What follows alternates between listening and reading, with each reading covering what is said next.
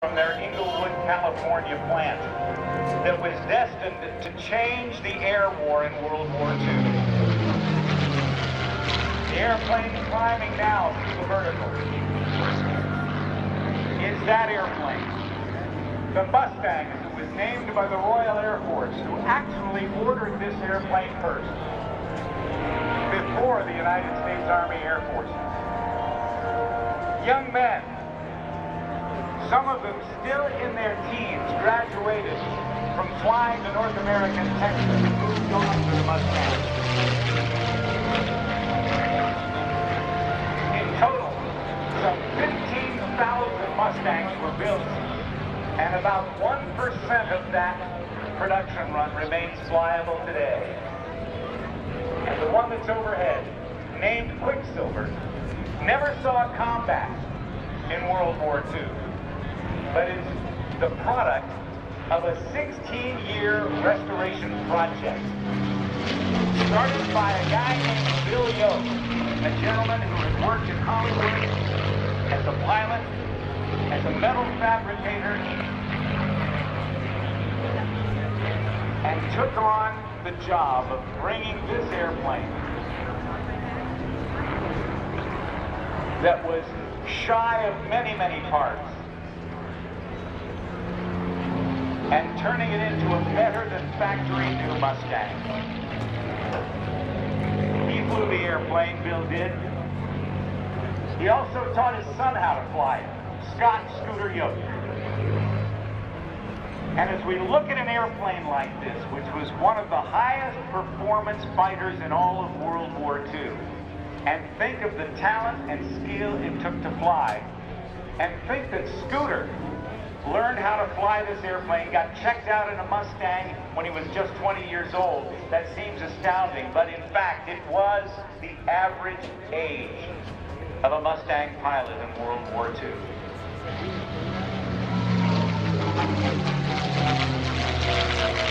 Powered by a Rolls-Royce designed Merlin V12 liquid-cooled engine, different models of which generated between 1,400 and 1,700 horsepower, depending on the model and whose books you're reading.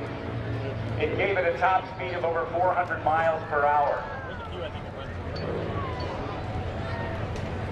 And when fitted with a very, very unique papier-mâché type drop tank, or two of them I should say, it extended the range of the Mustangs so that it could escort the heavy bombers all the way to their targets and back, protecting the big friends, the heavy bombers, from the onslaught of the Luftwaffe, the German Air Force fighters, the Messerschmitt Bf-109s and the Focke-Wulf FW-190s.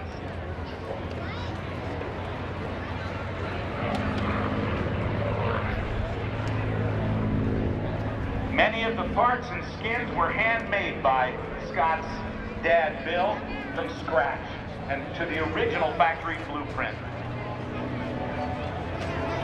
The restoration completed in 2007. Scott took the controls and has been flying it ever since.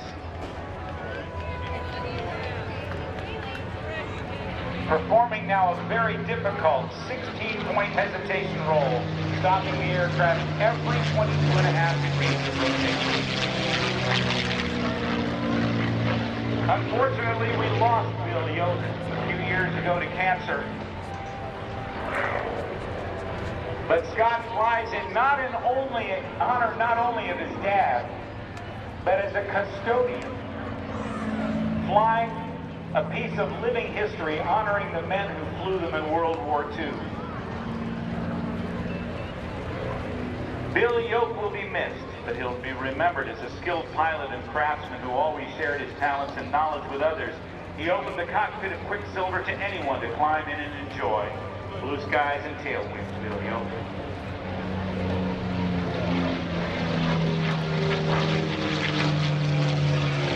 As he does, a salute to his dad.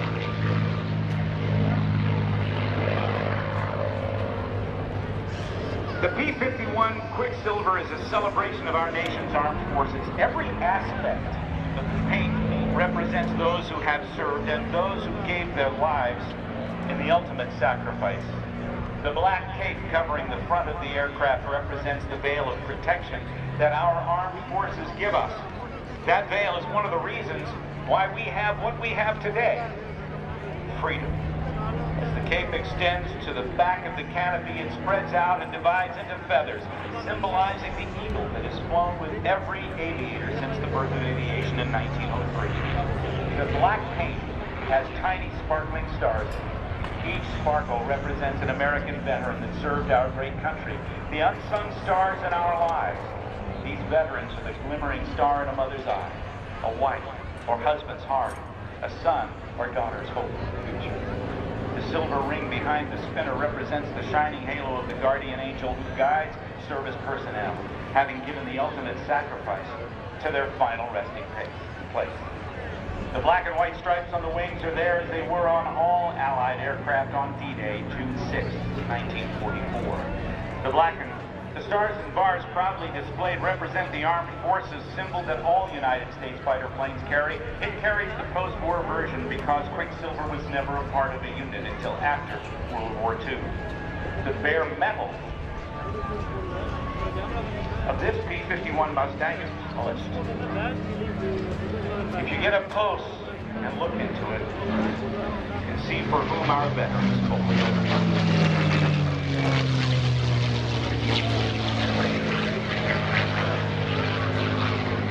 Scott's dad, Bill, did all the metal work. The remanufactured parts are handmade. Unlike the hurried war effort parts, these are made with the skill and care of a master craftsman and obtain the utmost attention to detail necessary to restore this Mustang to a condition better than factory new. This silver bird quickly streaks across the sky. Let us not forget the sacrifice and gave their all.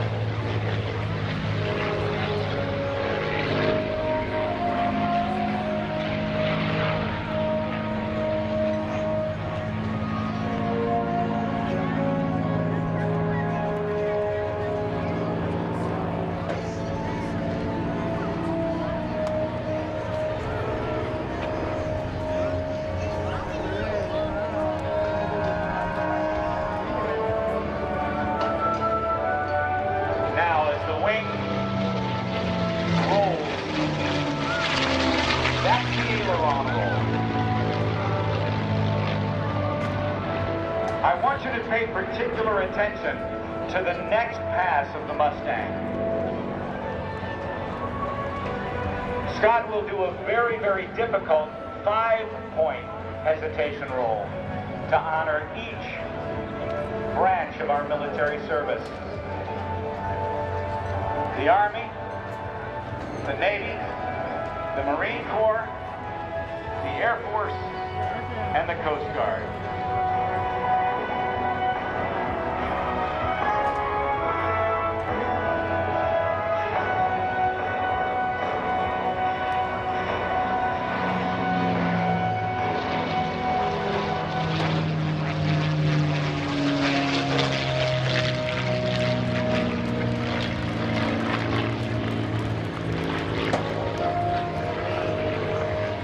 Scott's going to bring it in for 2 photo passes. I'm going to fade the sound system down so you can get a good view with your cameras and your eyes and get a good feeling of the sound of this engine.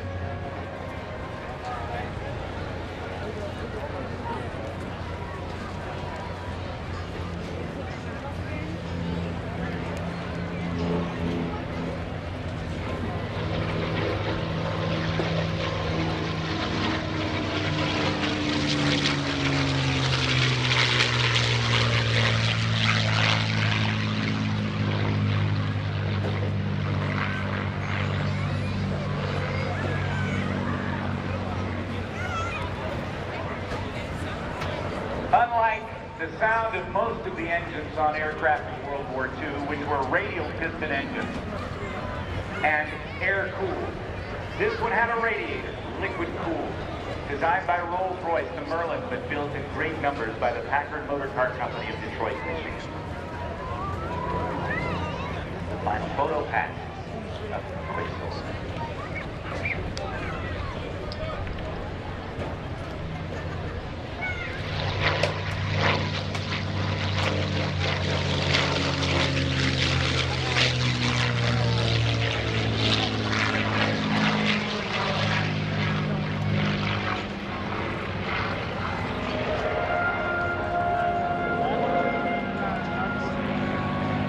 Ladies and gentlemen, join me in a round of applause for Scott Scooter Yoak and the Mustang Quicksilver.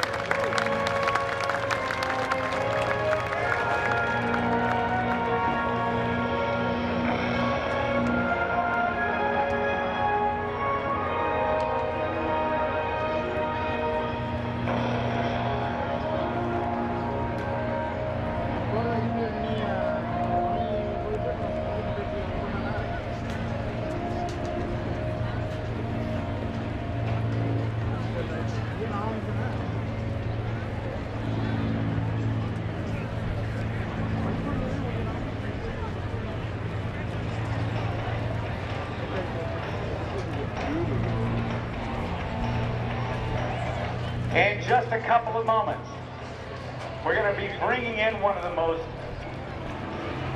unbeautiful airplanes ever to take to the sky. Designed in Northern Ireland, obviously over a whole lot of Guinness, the Shorts Skyvan looks like a bumblebee. Doesn't look like it should be able to fly at all, yet it does. And we'll have members of Skydive Suffolk on board and the United States Army Special Operations Command Parachute Team, the Black Daggers.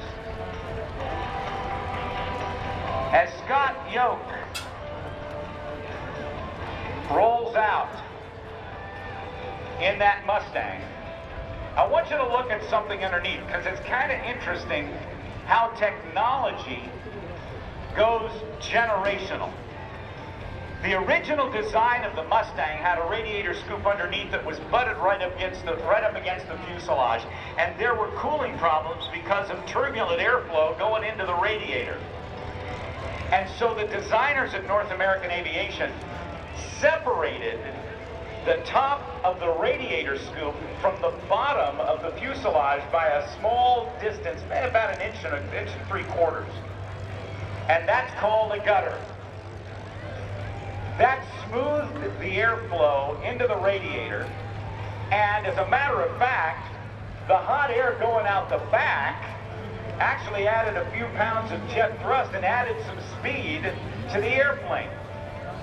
And 30 years later, when General Dynamics was working on a design for a new lightweight fighter for the United States Air Force, used that same principle of that gutter to smooth airflow into the jet intake of what was to become the F-16 Fighting Falcon.